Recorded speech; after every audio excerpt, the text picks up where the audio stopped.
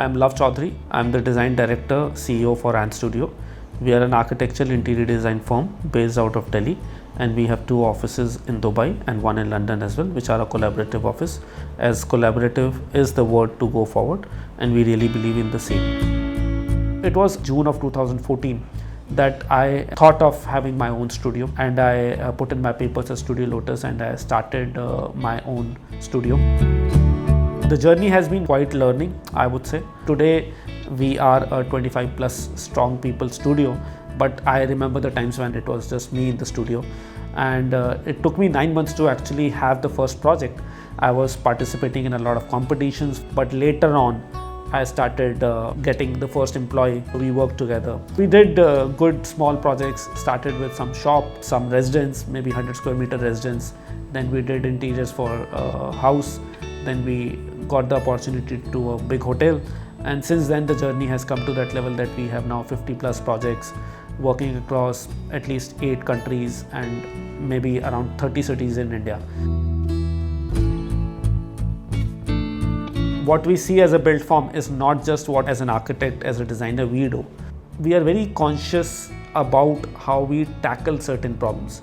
Our design rises from the fact that what is our user's requirement. We don't like to put up a stamp on it that this has been done by Ant Studio. It has been created by Ant Studio, but that creation is the synthesis of the questions that we really asked our client. So that brief ultimately decodes the design, and that becomes architecture for us. For us, root criteria for selection for any of the projects is the longevity of it. We don't select any material which is built in the last 3-5 years and has not tested at least a decade. If that built material has not lasted in a building for 10 years, that means it's completely man-made, and it is something that cannot be a sustainable material to use. So if I simply say there's a lot of dry cladding materials coming out there. Let's say terracotta. Terracotta is considered the most sustainable thing because it is built out of earth. मिट्टी से बनाया है, 50%, 60% there is soil to it, and then you add color and whatnot, and there are multiple colors that you can get. And half of the buildings, even in Delhi, the new pavilions and the new architecture, they are all using terracotta. But nobody applies mind that how it is applied. It is a dry cladding system. There is a SS or a MS channel used behind it. What is the carbon footprint of that channel?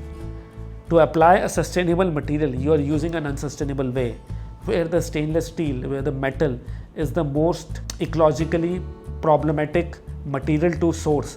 Just like concrete is similar.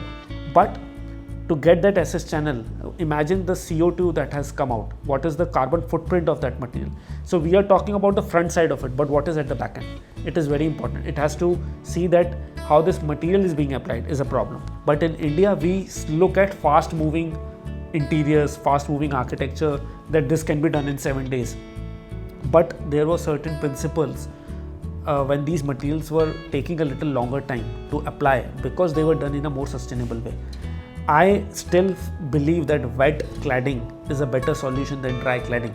If you ask any of the experts who are, I'm not an expert on energy and sustainability in depth, but if you go to the level of ASHRAE, if you go to the level of ECBC, if you go to the level of the way Terry has been working out, green building concepts, then you will understand then the carbon footprint of the new dry cladding versus the older traditional ways of doing a stone cladding. The stone cladding will always have a better sustainability perspective rather than the dry cladding. So this is something that I would say that as an architects, designers, we should start learning about materials.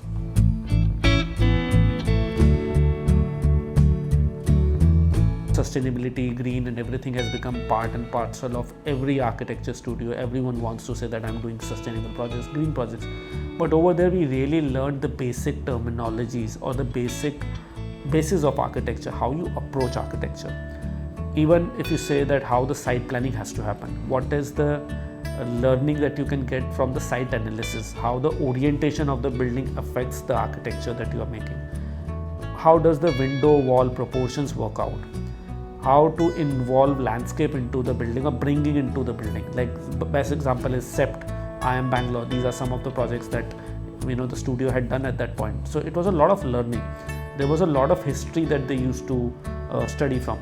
So they were also doing this Bhadra Fort complex development, which is, you can say very similar to what you would have in a situation like a Chandni Chowk, Red Fort area, which is a lot of bustling streets with hawkers, vendors, crowd is coming in.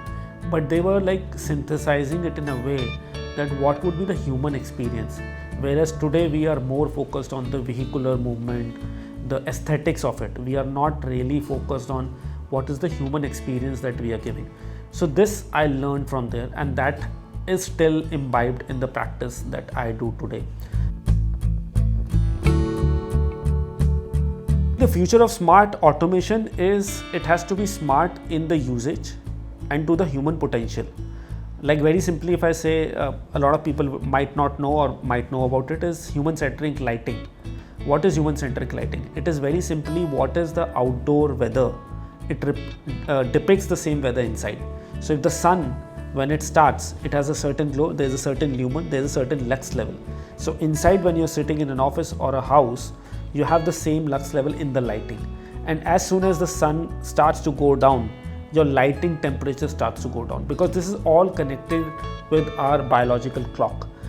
If forcefully at 7-8 o'clock I'm sitting in an office with white lighting, my body will secrete different hormones, and this is biologically wrong for us. So the more smart automation is inbuilt as per the human requirement, not for the ease of it, that I don't have to go and touch a button over there, but I can do it from the phone. That is fine. But what about my movement? I am becoming more static. I am becoming more sedentary as a lifestyle that is creating problems. You have to work smart automation in a way that it really helps us in shaping a better lifestyle for us. Not just about that I should not move, my facade lighting can be controlled from this and this, but it should be how the human growth is. What do we perceive out of that? So if indoor lighting, people are trying to imitate sun lighting through materials, through lighting and whatnot, they're doing, let's say, recessed lighting in a way that this emits the same color that the sun has, but you cannot do away with natural lighting. You have to imbibe that. So some way I would say it's not just about smart, it is about a little conscious thought process. You can integrate consciousness into the smart automation system, then it will work better for humans.